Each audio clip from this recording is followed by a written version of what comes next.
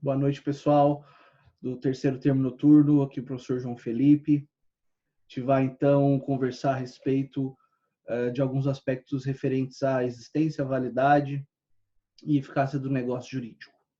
Tá bem? Então, no último encontro que nós tivemos presencialmente, nós falávamos ali dos elementos do negócio jurídico. Falamos dos elementos essenciais, elementos naturais, elementos acidentais. Nesse aspecto, como foi já comentado em sala de aula, eu não vou repassá-los aqui. Aí nós passamos depois no material que foi incluído lá no Ambiente Conhecer para aquela escada pontiana, não é? Existência, validade e eficácia do negócio jurídico. São os três planos, os três degraus que nós analisamos para que o negócio jurídico possa, então, ser considerado na sua inteireza, na sua completude. Bom, quando nós falamos aqui de plano da existência, é preciso analisar alguns requisitos que são indispensáveis para que o negócio exista, não é? Nós temos aí o primeiro requisito, a manifestação de vontade. Dentro dessa manifestação de vontade, nós estudamos que é preciso que a vontade seja rígida, quer dizer, não contenha nenhum vício, inclusive os vícios do negócio são é uma matéria que nós veremos daqui a alguns dias, não é?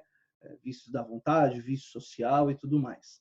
Mas essa vontade, então, ela precisa ser declarada, ser manifestada pelo agente do negócio jurídico, não é? Pelas partes do negócio jurídico. Nesse aspecto, então, turma, nós vemos aí que é imprescindível que a vontade se exteriorize, ela precisa sair da mente do agente e ganhar um mundo real, né? Quer dizer, as pessoas precisam ter sinais fáticos dessa manifestação de vontade, porque se ela ficar adstrita só à mente do sujeito, eu não tenho manifestação de vontade, posso ter no mínimo uma cogitação, no máximo, perdão, uma cogitação de vontade, mas manifestação só depois que ela é corporificada, seja num contrato, seja numa declaração verbal, gestual, como já vimos anteriormente em sala de aula. Tá certo? Então, a declaração de vontade é o instrumento da manifestação da vontade. Como disse, pode ser de várias formas, entre elas verbal, não verbal, gestual, escrita e por aí vai.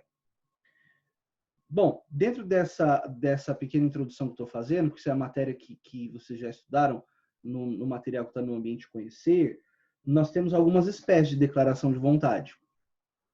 Por exemplo, a declaração de vontade repetícia ou não repetícia, que em certa medida é exatamente aquilo que nós estudamos quando vimos a classificação do negócio, em negócio repetício e não repetício, tá bem? Então não vou ficar aqui me repetindo e tornando esse momento enfadonho. Falamos depois do silêncio como declaração de vontade, ou como manifestação de vontade, o artigo 111 do Código Civil, né?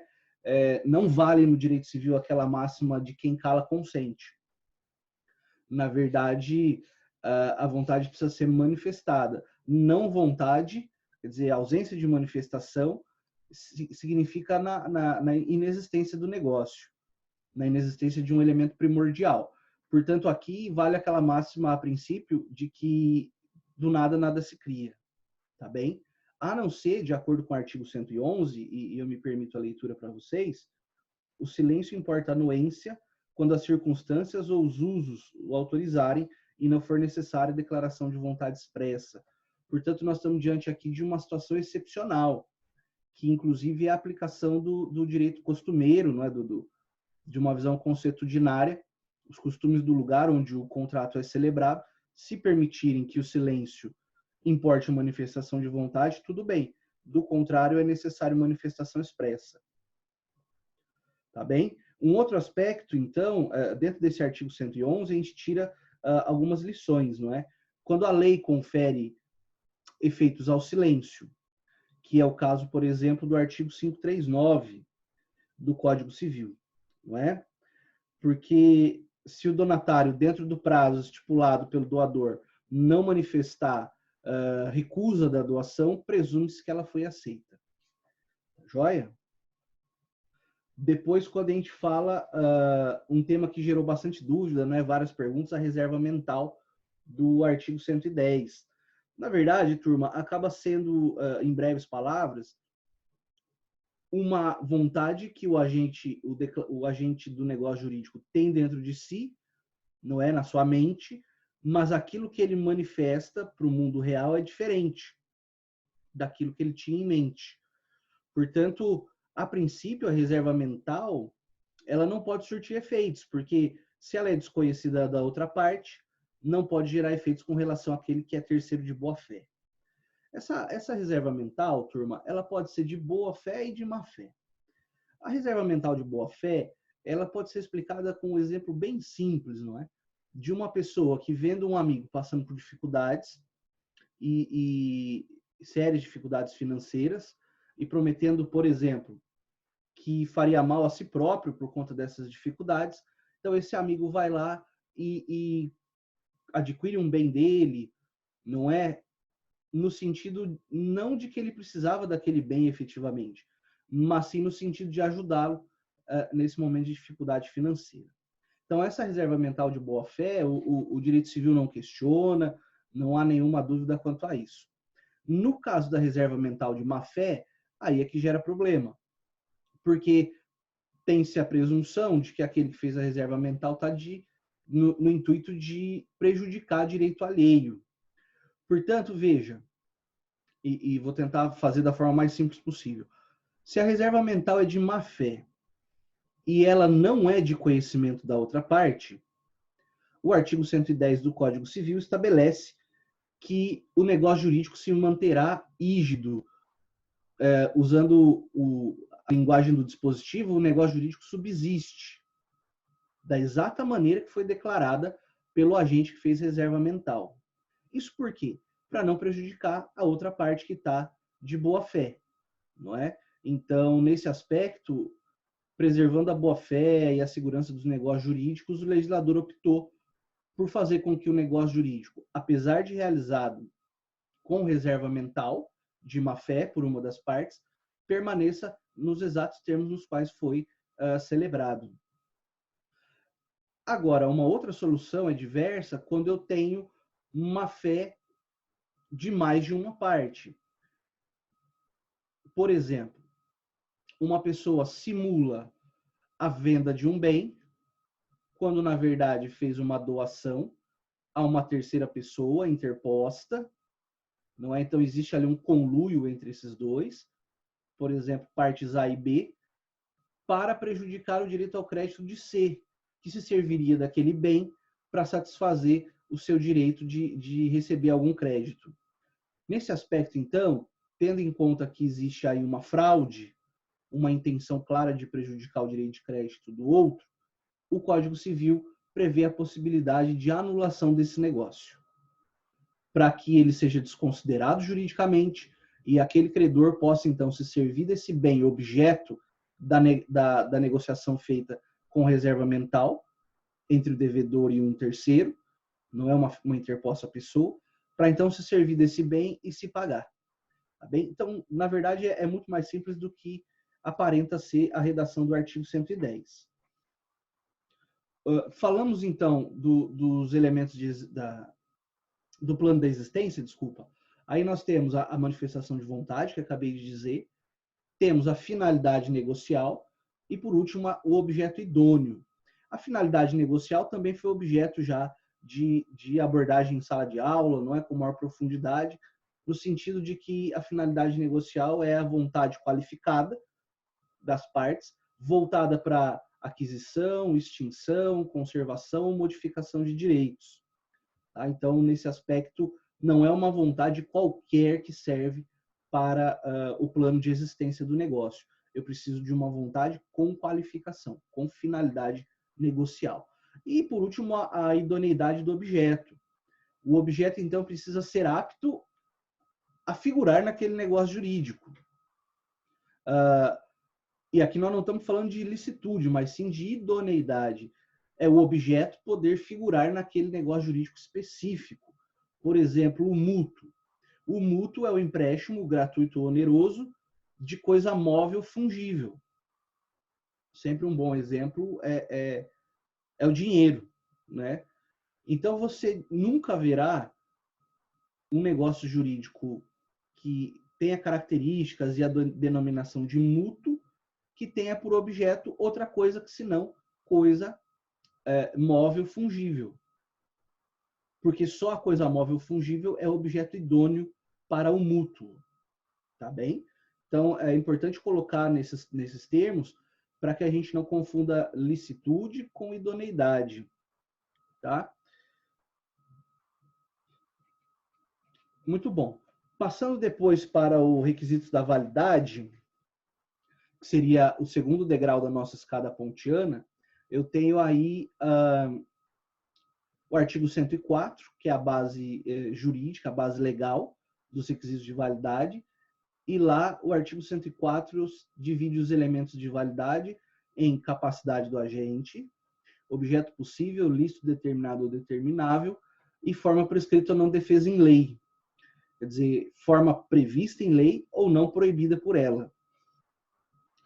Bom, com relação à capacidade do agente, nós já conversamos bastante, inclusive no semestre passado, o que é pessoa capaz, o que não é, e é exatamente nesses termos que é colocada a disciplina, não é falando da capacidade da pessoa.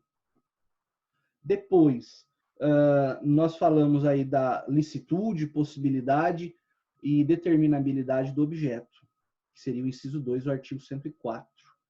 Bom, por objeto lícito, nós entendemos tudo aquilo que não contraria a lei, né? Tudo aquilo que é possível de ser objeto de negócio jurídico que não contraria a lei, né? Por exemplo, substância entorpecente, embora possa ser comprada e vendida em termos ontológicos, fáticos, não é? Juridicamente isso é ilícito, juridicamente isso é crime de tráfico de drogas. Então não é possível que esse tipo de objeto seja considerado lícito. A possibilidade do objeto também é importante, porque de nada adiantaria as pessoas negociarem um objeto que a princípio é lícito, mas a sua realização é impossível.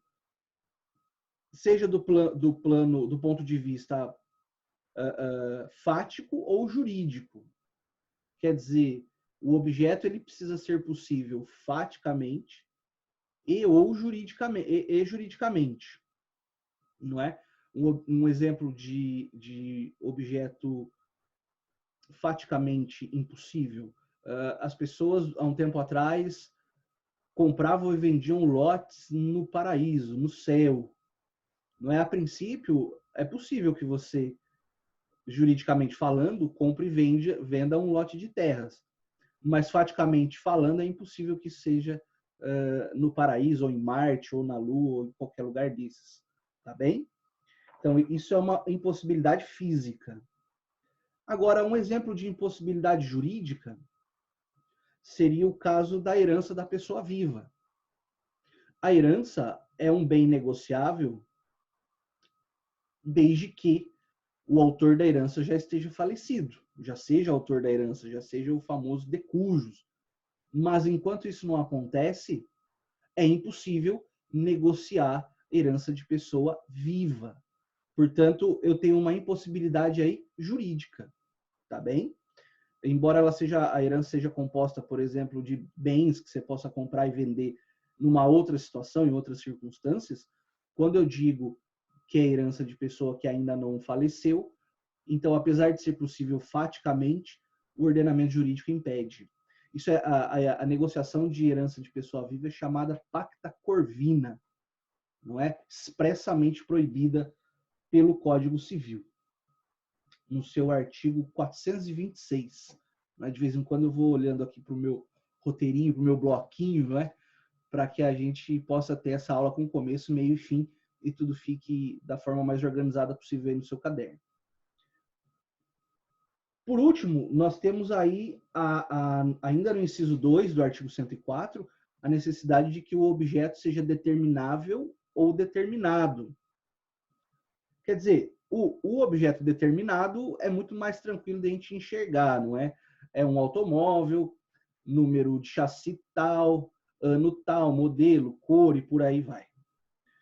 O objeto determinável, a princípio, na celebração do negócio, eu ainda não tenho aquela certeza absoluta sobre qual espécie, não é? Qual bem individualizado que será entregue ao final na obrigação.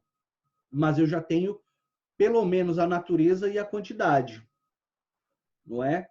Então, veja, isso é chamado de obrigação alternativa, né? O negócio será realizado, uma compra e venda, por exemplo, de cereais, para entrega ao final ou de soja, tantas sacas, ou de milho, tantas sacas. Então, eu sei, a princípio, que eu terei, pela natureza, cereais e pela quantidade de sacas. Mas só ao final, na hora do devedor cumprir a sua obrigação, é que nós teremos a determinação efetiva, individualizada de qual bem será entregue. Mas, desde do ponto de partida do negócio, da sua celebração, já se sabe, repito, pelo menos a natureza e a quantidade do que será entregue. Tá bem? Depois nós falamos sobre forma, não é, que é o inciso 3 do artigo 104. Então, para que a gente não se perca, nós estamos estudando aqui os elementos do negócio jurídico, falamos de elementos essenciais, elementos naturais e elementos acidentais. Muito bom. Dentro disso, nós demos o primeiro passo na escada pontiana, que é composta por validade, existência, validade e eficácia. E assim sendo, nós falamos primeiro dos requisitos de existência, declaração de vontade, finalidade negocial e idoneidade do objeto. E agora estamos conversando sobre a validade, que é o segundo degrau da escada pontiana, criada por Pontes de Miranda. Dentro da validade, nós temos agente capaz, objeto lícito possível, determinado ou determinável, artigo 104, e o último elemento, que está no inciso 3 do artigo 104, forma prescrita ou não defesa em lei. Quando nós conversamos sobre forma, também remeto os senhores e as senhoras à leitura das aulas que tivemos lá na classificação dos negócios jurídicos, onde conversamos sobre negócio jurídico formal e negócio jurídico de forma livre. Aqui não há muita novidade a ser acrescentada. Nós temos o sistema da forma livre, que é o artigo 107, que prega basicamente que a validade de declaração de vontade não dependerá de forma especial. Então, essa é a regra. Senão, quando a lei expressamente exigir. E temos o sistema de um formalismo, que trago como exemplo o artigo 108 do Código Civil, que exige forma pública, não é? Escritura pública, para os negócios que envolvam bens imóveis, cujo valor suplante 30 vezes o maior salário mínimo vigente no país. Como já conversamos também, se essas formas que são essenciais não forem observadas, isso gera nulidade do ato, a nulidade do negócio. Ele não surte efeito nenhum. Então, na verdade, eu não vou nem me perguntar se surte efeitos, porque eu já paro aqui no degrau da validade. Tá bem? Muito bom. Aí, então, nós entramos no tema, depois dessa pequena introdução e recordação daquilo que vocês já viram aí nos materiais do Ambiente Conhecer, nós entramos no tema principal da aula de hoje, que nós estamos agora no terceiro e último degrau da escada, que é o degrau da eficácia do negócio jurídico. Portanto, veja, é possível que o negócio exista, seja válido, mas não seja eficaz. Porque falta ainda que se preencha alguns requisitos para que os efeitos do negócio possam ser verificados, possam ser exigidos. Não é? Então, dizer que algo é eficaz ou ineficaz nada mais é do que verificar a aptidão, não é, que o negócio, por exemplo, tem para surtir os efeitos que lhes são típicos, não é? Tá bom? Muito bom. Nesse aspecto, turma, nos elementos de eficácia, no degrau da eficácia, nós temos 3 institutos muito importantes, que são a condição, o termo e o encargo. Porque funciona assim, a regra é que todo negócio já surte efeitos imediatamente, sem ter que aguardar nada mais. Uma vez preenchidos os requisitos de existência e validade, a eficácia é automática. Uma compra e venda à vista, celebrada por duas pessoas capazes, que não tiveram coação ou nenhum tipo de vício na vontade, passa a surtir efeitos imediatamente. O comprador passa a ser dono do bem, o vendedor passa a ser dono do valor do bem, do dinheiro, né, que foi pago. No entanto, em alguns momentos, é possível que as partes estipulem alguns institutos, não é? Alguns elementos que são chamados de elementos acidentais do negócio jurídico, porque eles não são indispensáveis, mas é possível que as partes estipulem alguns desses elementos acidentais. Entre eles, então, nós temos condição, termo e encargo. Muito bom. Importante lembrar ainda, turma, que esses elementos, condição, termo e encargo, eles não são... eles são fruto da vontade das partes. O que eu quero dizer é que eles não são impostos por lei, não é? Eles são sempre frutos da vontade das partes, do consensualismo, e não são obrigatórios. Pode muito bem, e como acontece na maioria das vezes, que os negócios jurídicos sejam celebrados sem esses elementos, condição, termo e encargo. No entanto, uma vez que as partes convencionam a existência desses três elementos, esses três institutos, eles passam a integrar o negócio e acabam aderindo a ele, não é? De forma que o negócio só vai surtir efeito, só terá eficácia quando verificados condição, termo ou encargo, tá bom? Nós estudaremos a princípio a ideia da condição, que é o primeiro elemento que influencia na eficácia do negócio. Quando nós falamos de condição, nós estamos diante de um evento. Esse é o conceito. Né? O que é condição? Condição é um evento futuro e incerto, a partir do qual nós verificamos a eficácia do negócio. Isso falando de condição suspensiva. Porque a condição resolutiva, quando acontece, ela encerra a eficácia do negócio. Já já nós vamos aprofundar nesse aspecto. Então, repito, condição é um evento futuro incerto, do qual depende a eficácia do negócio jurídico. Então, da ocorrência de uma condição, eu tenho o nascimento da eficácia, quando é uma condição suspensiva, ou eu tenho a extinção dos efeitos do negócio, quando eu estou diante de uma condição resolutiva. Não é resolutiva porque resolve, que acaba, encerra os efeitos do negócio. Bom, a condição está prevista no artigo 121 do Código Civil, não é? E faço a leitura para que depois nós passemos aos elementos. Considera-se condição a cláusula que, derivando exclusivamente da vontade das partes, veja que eu não tenho condição imposta por lei. Não é? A condição é exclusivamente derivada da vontade das partes. Subordina o efeito do negócio jurídico a evento futuro e incerto. Tá bem? Então, agora nós passamos aí a falar sobre os elementos da condição. Quais são esses elementos? O primeiro elemento, a voluntariedade, está expresso no artigo 121, porque a condição tem que derivar exclusivamente da vontade das partes. A futuridade é um evento que acontecerá ou não em breve, no futuro. E a incerteza. Quer dizer, a condição ela pode acontecer ou não. Se acontecer e for suspensiva, acontece a aquisição do direito, a eficácia do negócio. Se ela acontecer e for resolutiva, extingue-se os efeitos do negócio. Então, se você quiser passar adiante, nós podemos falar aí da classificação das condições. Pessoal, como tudo no direito que nós estudamos, não é? Sempre tem esse monte de classificações.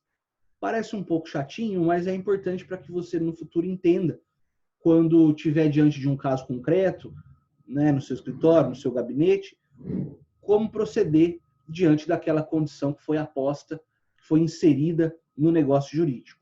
Tá bem? Então, na classificação das condições. A primeira classificação que nós temos é quanto à licitude. A pergunta que a gente se faz é: essa condição é lícita? Está de acordo com a lei?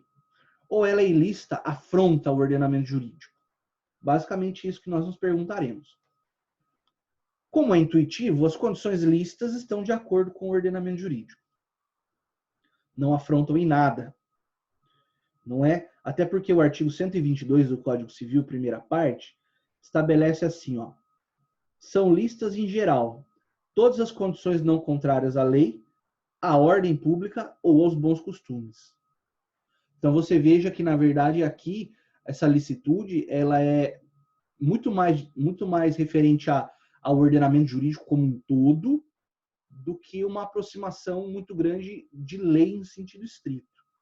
Então, quando eu digo aqui, licitude é porque não é contra a lei, eu gostaria que você entendesse que, na verdade, eu estou dizendo que a licitude ela não é contrária ao ordenamento como um todo, não é?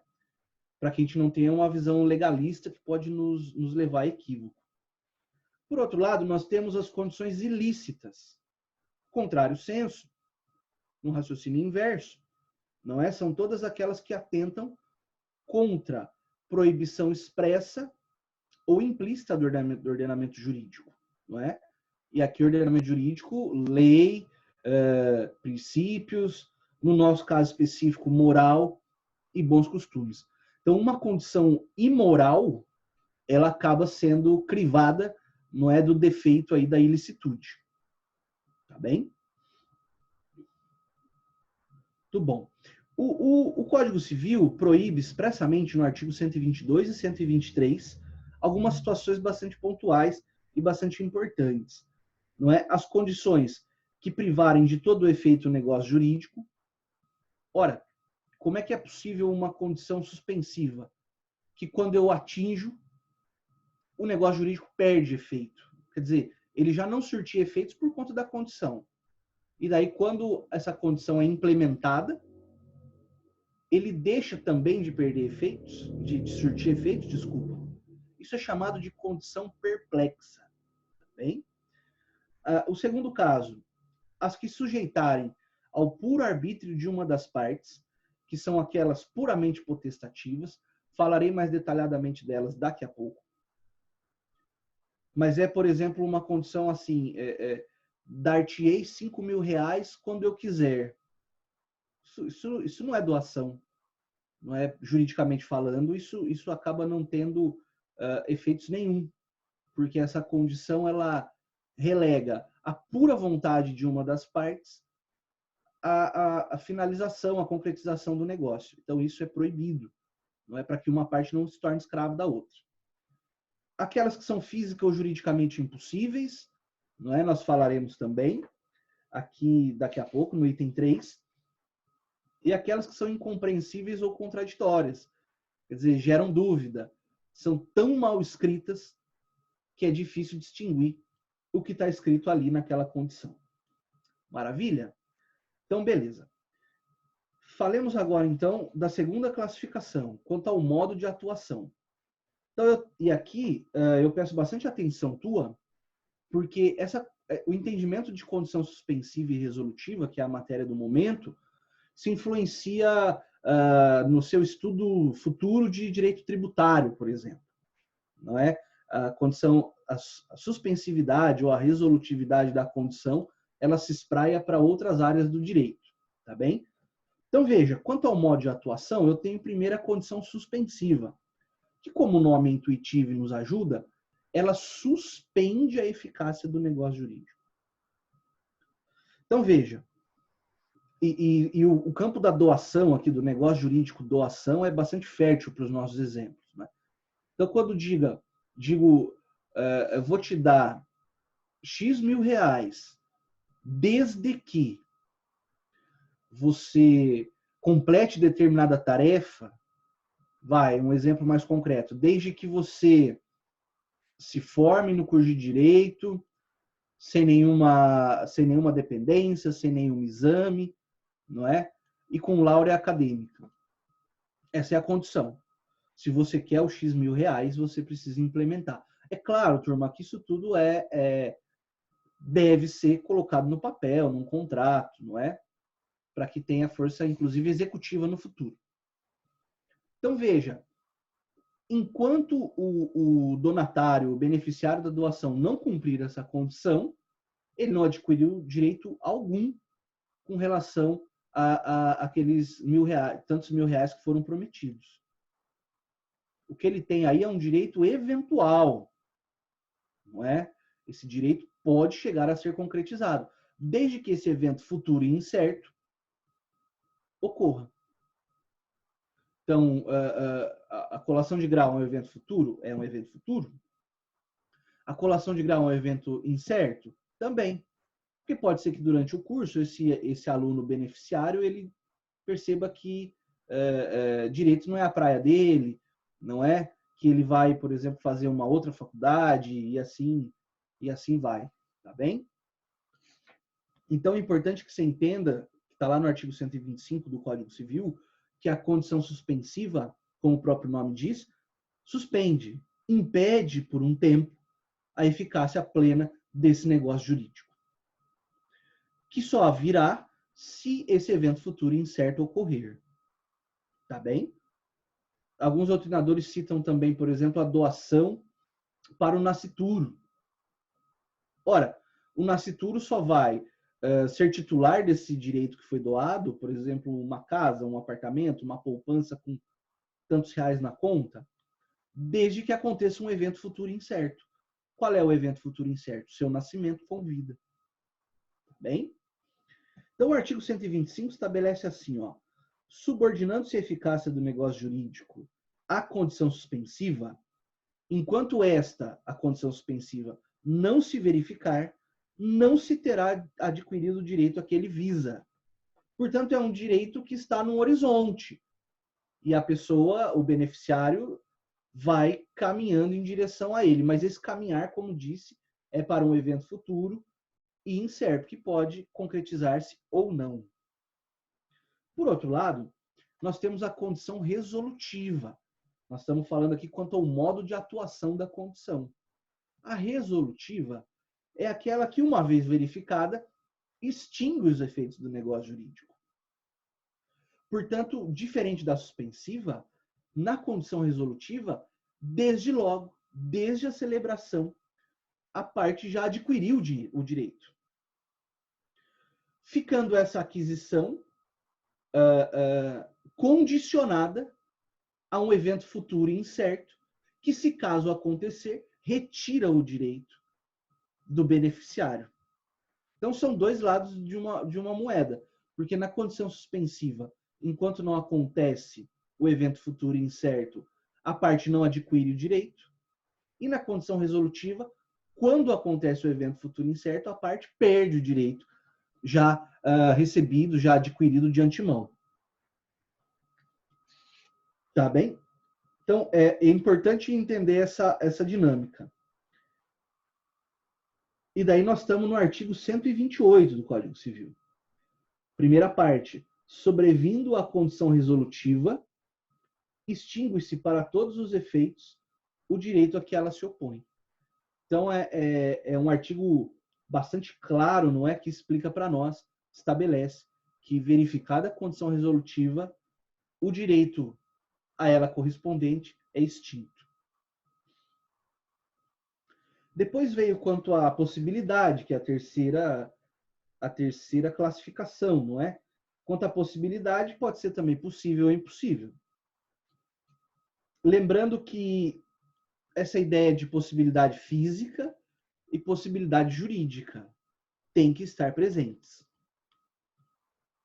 Então, quanto à possibilidade, fica intuitivo, não é aquilo que pode ser realizado, tanto no ponto de vista fático quanto no plano jurídico. As impossíveis, por sua vez, são aquelas que não podem ser implementadas. Sejam elas do ponto de vista jurídico ou do ponto de vista fático. Não é? Então tá lá, ó, fisicamente impossível. Não podem ser cumpridas por nenhum ser humano. Né? E como exemplo clássico, o Carlos Alberto Gonçalves traz, não é aquela condição dar-te-ei tal coisa, quer dizer, eu vou te dar um apartamento se você conseguir tocar o dedo no céu. Então essa ideia de céu é abstrata, porque ela não, o céu, o azulzinho, bonitinho do jeito que nós vemos nos dias claros, nos dias ensolarados, não é? Na verdade é uma mera ilusão de ótica. Então nunca uma pessoa vai conseguir tocar o dedo no céu, tá bem? E daí as juridicamente possíveis, que daí esbarram em entraves do ordenamento jurídico, não é? Por exemplo, dar-te-ei um apartamento se você negociar a herança do seu pai, da sua mãe que está vivo. O ordenamento jurídico impede isso. Acabamos de falar, pacta corvina. Essa condição nunca será implementada. Pelo menos não da forma como o ordenamento jurídico é posto desde 1916, por exemplo, no nosso Código Civil do Clóvis Bevilacqua.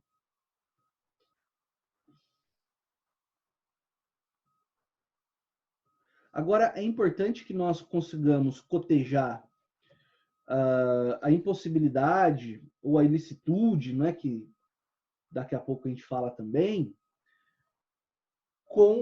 e daí fazer um cotejo, condição suspensiva, ilícita ou impossível. Condição resolutiva, ilícita ou impossível. Veja, a condição suspensiva, ilícita ou impossível anula o negócio jurídico. Porque se espera do beneficiário que atue de forma contrária à lei. Ou atue de forma a jamais conseguir implementar aquela condição. Então, veja, se por impedimento legal ou por uma impossibilidade fática ou jurídica o sujeito não vai conseguir implementar a condição, ele nunca adquirirá o direito. Se ele nunca adquirirá o direito, a solução que o legislador traz é a anulação do negócio. Porque, afinal de contas, ele sempre será, nessa condição que é posta, um nada jurídico. O direito nunca vai sair da esfera patrimonial daquele que prometeu e nunca vai entrar na esfera patrimonial do beneficiário, porque exige-se dele algo contrário à lei ou impossível do ponto de vista fático ou jurídico. Agora, quando a condição é resolutiva, lembre, na condição resolutiva já houve aquisição do direito lá na celebração do negócio. E se essa condição resolutiva é impossível ou é ilícita, o sujeito nunca vai praticar e nunca praticando ele nunca vai perder o direito. E daí o legislador anula o negócio? Não. A solução aqui é diametralmente oposta.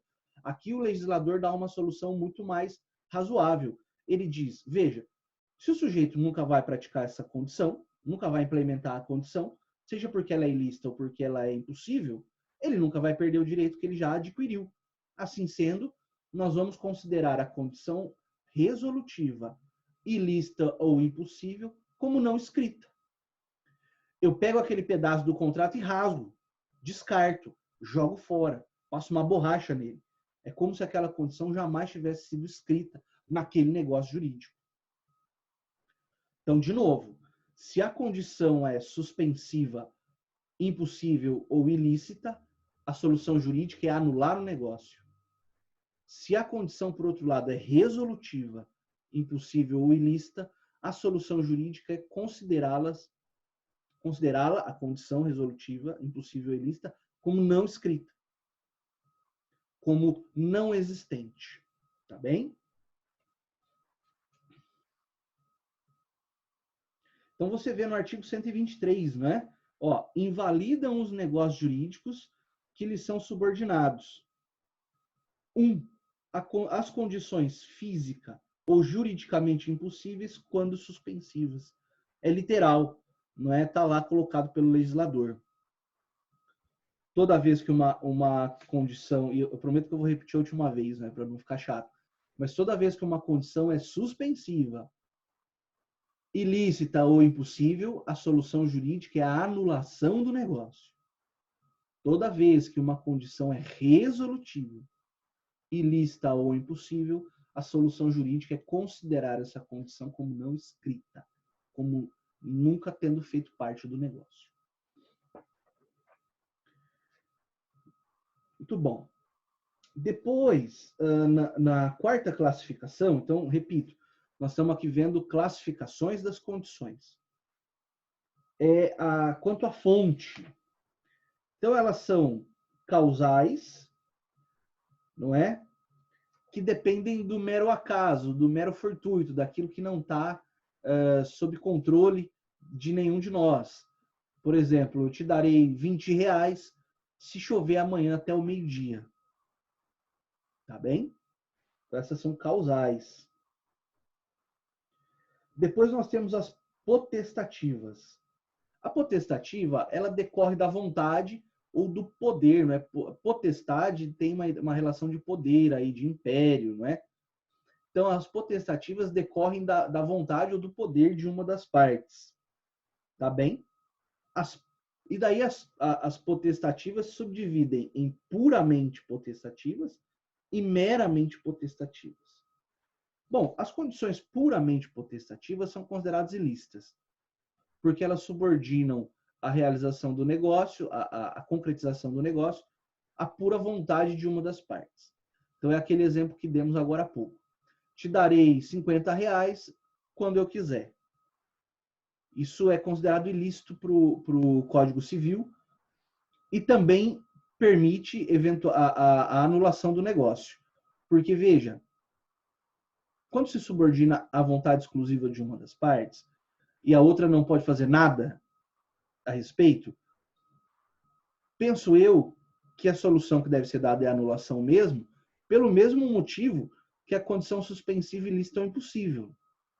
Não é? Já que a condição puramente potestativa é ilícita e cai lá no artigo 123, inciso 1, que lemos agora há pouco.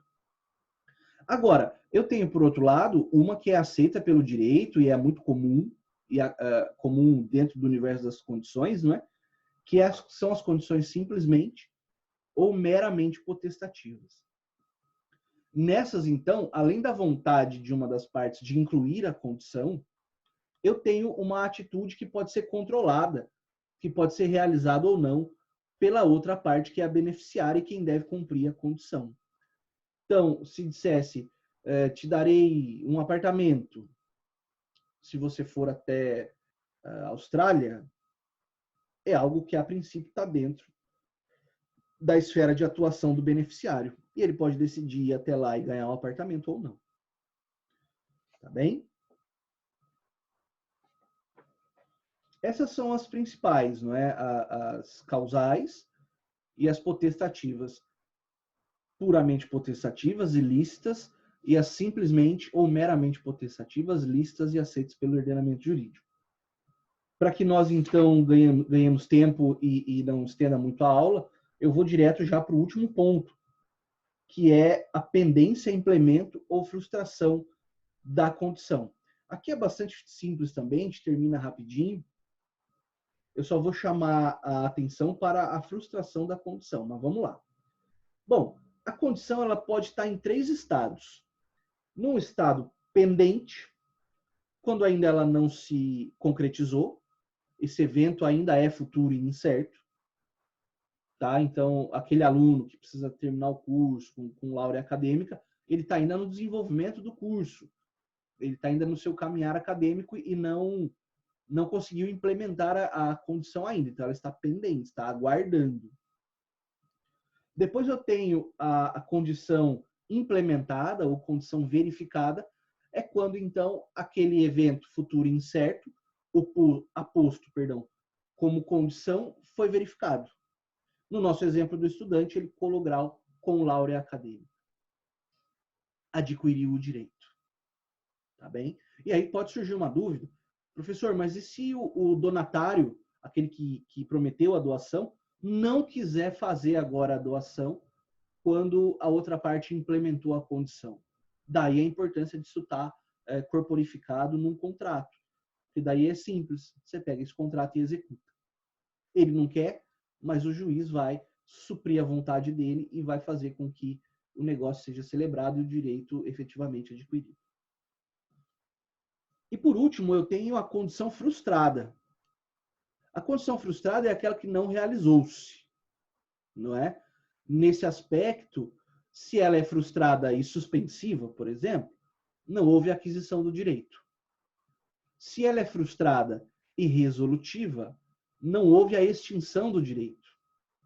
Não é sempre com esse sinalzinho trocado, tá bom? Então veja, para a gente encaminhar para o final, o artigo 129 do Código Civil, ele traz uma proteção quando o beneficiário é prejudicado pela má-fé, seja do donatário, seja de terceiro.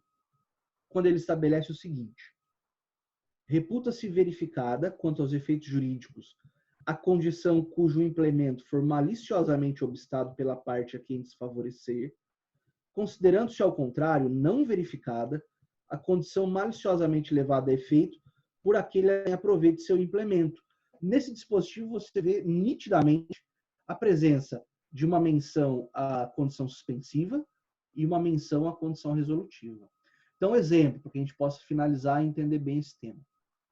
Se a parte tinha que, por exemplo, estudar lá e terminar o curso de Direito com laurea acadêmica, e o prejudicado, que é o doador, vendo que o donatário, o beneficiário, vai atingir essa meta, ele entra aí de conluio, não é de má fé, e prejudica uma nota desse aluno para que ele não adquira essa laurea acadêmica.